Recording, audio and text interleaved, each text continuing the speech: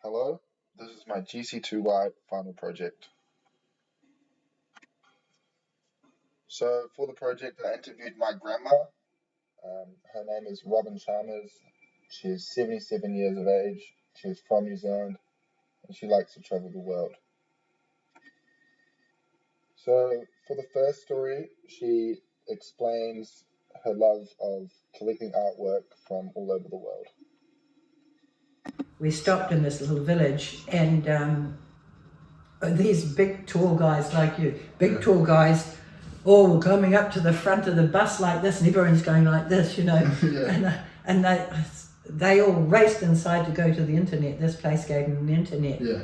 Anyway, they had all this stuff with them, and I thought, they're all too much the same age, and how come they've got all that stuff with them? So I thought, I know what, take a bit there at a college type place, learning how to do Indigenous art. And they were. Oh. I were. You know those paintings on the three, two of Maasai and two of natives dancing? Was that upstairs? Upstairs in the spare room, yeah. Yeah. Well, they were from there. And so I said, look, I said to them, look, just, form a line and then I'll have a look at them. So all these big guys, and everybody else is diving for cover going inside. Just form a line and I'll have a look at them. And I looked at it. I picked this one, that one. And then they said, why'd you pick those? I said, well, they're you and they're your art. I don't want a rhinoceros with a bright red orange sunset. That's tourist. Yeah. This is you. Yeah. And that Maasai sword I've got. I saw a lot of them had made those, so I picked them up and I said, now that one, the carving on that one's better here because of that, and that one's better because of that. So I did art appraisal, and the little what do you call it? Shield with the giraffes and things made out of hide. Yes, I remember that one. That's also one of theirs. Wow. So I got the spear, that, and the pictures from there.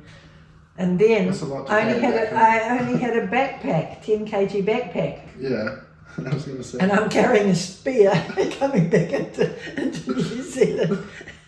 And I tried to fit them in my backpack, and I saw this man over there with that glad wrappy stuff, So I put them all together, the backpack and the spear and the this and that. I haven't got one bag, and it's still less than the right weight. Still less than 23 kgs. Well, no, it's 12 kgs. Something like 12 or 15 kg. Wow. I just travel with about a 10 kg backpack. I did that twice. I did that in Turkey too with that. Oh no, that chair, the carved out chair. Yeah. Carved out chair. Yeah, that came from there too. So that was part of the backpacking. You bring the whole I chair got the board. I put the chair. You take the bit out, you put that there, and put that there. Put the backpack it's like a little puzzle piece that you put together. Yeah. We stopped in this little village and Okay, so analysis from that story. So there's definitely material culture involved. So the artwork she's collecting is an example of material folklore because the artwork obviously represents the tall men's indigenous culture. And I can obviously, from that story, you can tell that my grandma likes collecting objects from around the world that signify for a range of different cultures. And the artwork, each piece of artwork also shows a worldview, as each piece obviously is made by an artist with a different worldview. And I think that kind of really resonates with my grandma because she collects artwork from all over the world, and each artwork tells a different story and represents a different artist, and so that ultimately expands my grandma's own worldview as she learns a little bit about many different cultures throughout her lifetime. Analysis continued. I think that the type of artwork my grandma collects could be compared to the artwork of the woman of G's Bend. This is because the artwork is made by artists who are not necessarily very famous. They're kind of unknown to the Western world. And the artwork's obviously usually made by minority groups that come from impoverished areas. But the thing is with this artwork is that it is ultimately rich in expression and shows the artist's culture and own personal experience. And you could also say that the story follows this hero story arc. Obviously, she departs the departure part would be leaving to go visit the country. The transformation part would be obviously acquiring the artwork, and return is when she obviously takes the artwork back home safely and adds it to her art collection at her home.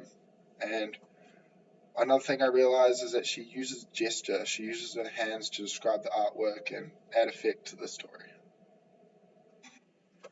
So this is the second story. After my hip healed, and of course I did everything properly and whatever, and then straight away I was playing my tennis again, and was meant to be able to keep going. And then I can't remember how much time after that I was playing interclub, and somebody lobbed my mixed doubles partner, and I ran across the back, and my leg gave way. It was giving way a little bit, quite a lot. Giving way. My right foot stood on my left toe, and my leg went out that way, so I stood on it to bring it around this way, but I thought that's probably not going to fix it, because it was a complete spiral fracture right around the shaft. So anyway, I kept going with that because he said, he couldn't see that it was a spiral fracture because it was a crack there. Yeah. And anyway, long story short again was that it was going up and down like this against the nerves all the time. So he did another operation. Yeah, the same guy? Same guy. Yeah. ACC sends you back the same guy. So same guy, and he did another shoddy operation, absolutely shoddy operation. And the result of that was that I couldn't walk finally. I was in bed and needing to be fed by mouth because I couldn't get out of bed. And the reason why was because apparently he'd done another bad prosthesis as well as not putting it in properly. So it was going like this against all the nerves. So every time I stood up, it went like that, and every time like this. And so I couldn't. What does that pain feel like? It's the most excruciating nerve pain. Yeah. So anyway, I'd been researching all that time, and the main thing about the research that was super was that I'd said to them, well, there are people with one leg, just take my leg off so I can walk around. Yeah. Oh no, we can't do that. But they could leave me to rot in bed like this, but they wouldn't take one leg off. Oh no. Yeah. And I said, well, what about people that have had polio? They have things like this. I was looking at all those things.